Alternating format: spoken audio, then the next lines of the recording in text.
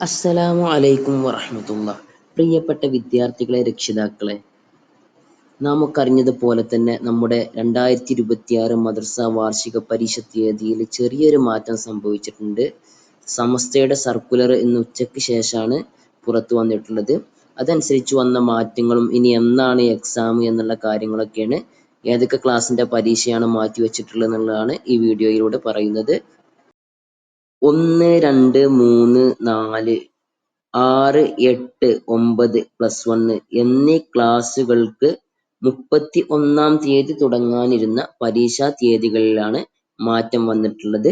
പൊതുപരീക്ഷ ക്ലാസിന്റെ എക്സാമിൽ യാതൊരുവിധ മാറ്റവും സംഭവിച്ചിട്ടില്ല. പരീക്ഷാ മാറ്റവുമായി ബന്ധപ്പെട്ട് സമസ്തയിൽ നിന്ന് വന്ന സർക്കുലറാണ് വായിക്കണേ.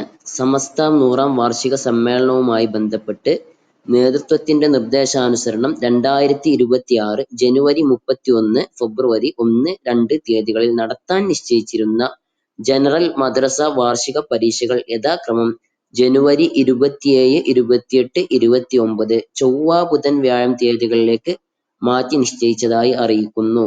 ഇവിടെ നമ്മൾ മനസ്സിലാക്കേണ്ടത്, നമുക്ക് 31 ഫെബ്രുവരി 1, 2 തീയതികളിൽ നടക്കാനിരുന്ന എക്സാം ഒരു 3 ദിവസം കൂടെ മുന്നോട്ട് മാറി എന്നുള്ളതാണ്. 27, 28, 29 തീയതികളിൽ ആ എക്സാമുകൾ നടക്കും. പുതുക്കിയ ടൈം ടേബിളും ഇതിനോട് കൂടെ നമുക്ക് നോക്കാം. ഓരോ ക്ലാസ്സിന്റെയും പുതുക്കിയ ടൈം ടേബിളാണ് നമ്മൾ കണ്ടുകൊണ്ടിരിക്കുന്നത്. അഥവാ നമുക്ക് നേരത്തെ നിശ്ചയിച്ച പ്രകാരം 31, 1, 2 തീയതികളിൽ ഉണ്ടായിരുന്ന എക്സാം നേരെ 27, 28, 29 തീയതികളിലേക്ക് മാറ്റി.